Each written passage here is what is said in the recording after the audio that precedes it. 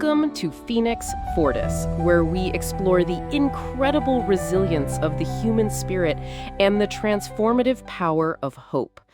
I'm your host, Diane, and today we have a story that embodies every bit of what Phoenix Fortis stands for. It's a raw, heart-wrenching, yet ultimately profoundly hopeful journey that speaks to the deepest parts of what it means to be family. And today we are honored to have Stephen with us. Welcome to the show, Stephen. Thank you, Diane. It is great to be here. Stephen is here to share a story of unimaginable loss and extraordinary courage. A story not just about addiction, but about the unshakable strength of love, the hard-won path of forgiveness, and the enduring bonds of family even when they feel impossibly broken.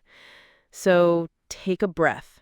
Lean in and prepare to be moved. It's still surreal to even talk about, Diane. For years, I truly believed my mother was gone. We'd heard whispers, fragmented stories, but nothing concrete. Most of us, myself included, had made peace with the idea that she was either no longer alive or had completely disappeared from our lives. And in a strange way, it was easier that way. Easier to mourn a ghost than to chase a shadow. Then one day I was driving through a part of the city I rarely visited, and I saw her. There she was, under an overpass, amongst a small gathering of people. Everyone looked to be homeless. At first, I couldn't breathe. I thought I was hallucinating, but the more I looked, the more certain I became. It was her, alive. She looked frail, worn down, years older than I remembered. But it was unmistakably my mother. I just sat there, gripping the steering wheel. My heart was pounding. A part of me wanted to floor it and disappear, to pretend I hadn't seen her. I didn't know what I'd say, or if she'd even want to see me. But then, something deeper, maybe love, maybe duty, told me I had to stop. That must have been such a shocking moment. That moment was a crossroads. Every instinct screamed to keep driving, to pretend I hadn't seen anything, to preserve the illusion I had built for myself. But then another voice, a quieter one, urged me to stop, to engage, to not just walk away from my own mother. It was a terrifying decision, fraught with so much uncertainty and fear of the unknown. But deep down, I knew I couldn't abandon her. I had to try. So I pulled over. That was the beginning of everything. That must have been absolutely overwhelming, Stephen. What you found beneath that overpass wasn't just your mother. It was the beginning of a story that reminds us redemption can be found in the unlikeliest of places. What was it like walking up to her? Pulling over was one thing, Diane. Actually, walking up to her. That was another. The moment I approached, the reality of her situation hit me like a physical blow. The smell, the vacant look in her eyes, the way she flinched when I spoke her name. It was heartbreaking. She was completely lost in her addiction, a shell of the vibrant woman I remembered from my childhood. There was a profound despair around her, a deep-seated hopelessness that was almost palpable. It was terrifying to witness, and even more terrifying to realize I had to face it head-on. Wow. Just hearing that, I felt my breath catch. To come face to face with that kind of loss in someone you love so deeply, it's more than most could bear. The initial attempts to help were incredibly raw and difficult. She was resistant, confused, and often angry. There were moments where she didn't even seem to recognize me, or if she did, it was fleeting. I felt so helpless. I just wanted to scoop her up and take her home. But it wasn't that simple. It was a constant dance between offering support, setting boundaries, and trying to communicate with someone who wasn't truly present. Each day felt like a small battle, just to get her to accept a warm meal or a clean change of clothes. And I imagine there were days you questioned whether it was working at all, if she'd ever come back to herself. Absolutely. Absolutely. There were moments where I sat in my car afterward, head in my hands, wondering if I was making any difference at all, if she would ever come back to me, or if I was just watching her slip away all over again. The idea of detox seemed impossible at first. How do you even begin to talk about that with someone in her state? I spoke to outreach workers, addiction specialists, anyone who would listen. They all told me it would be a long, arduous process, riddled with setbacks. We started with small steps, very small. Getting her to agree to go to a shelter for just one night, then two. It was about building a tiny bit of trust, showing her that I wasn't going to abandon her, but also that this couldn't be her life anymore.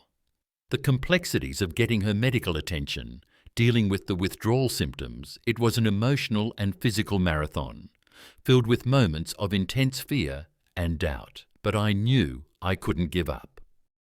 That kind of commitment, that kind of consistency in the face of constant setbacks, it's heroic, Stephen. What you just described, it's the messy, painful reality of healing. So many people underestimate just how brutal the recovery process is, not just for the person struggling, but for the ones standing beside them. It really is, Diane. After the initial detox, which was agonizing for both of us, the real work began. It wasn't like a switch flipped and everything was suddenly fine. Healing is a much slower, more arduous process than I ever imagined. There were days she was lucid, apologetic, heartbroken over the years she'd lost and the pain she'd caused. And then there were days the addiction would try to creep back in, or the mental fog would return and we'd be back to square one, it felt like. The reconciliation wasn't linear. It involved so many difficult conversations, tears, and moments where I wanted to just walk away because the pain was too much. We had to dig through years of buried hurt, resentment, and unspoken truths. I had to learn to listen to her story, to understand her struggles, not just as my mother who left, but as a person who was deeply ill. And she, in turn, had to acknowledge the impact her absence had on me. It was raw, utterly raw. Forgiveness, I realized, wasn't a single act, but a continuous journey. I had to forgive her for the past, for the absence, for the addiction that stole her from me for so long. But I also had to forgive myself for the anger I held on to, for the judgment, for the fear that I might become like her. It was a release, letting go of the bitterness that had taken root in my own heart. It allowed us to truly see each other again, not as perpetrator and victim, but as two people bound by blood and a shared history, both deserving of peace. That's so beautifully said, Stephen. Forgiveness isn't easy. It's one of the hardest things we can offer, especially to ourselves. But the way you've described it, it feels like a quiet kind of courage, a healing that ripples far beyond just the two of you. Thank you, Diane. I think, for a long time, I didn't realize just how much I needed to hear that too. That forgiveness could be an act of courage, not weakness. It really did change everything for both of us. Slowly, painstakingly, we began to rebuild. It started with small things, shared meals, watching a movie together, going for short walks. We started talking about childhood memories, the good ones, and slowly the laughter returned. We included other family members, cautiously at first. My aunts and uncles, who had also grieved her loss, welcomed her back with open arms, which was incredibly healing for all of us. It was like piecing together a shattered vase, carefully, one shard at a time, finding beauty in the cracks and the newfound strength of what we were creating together.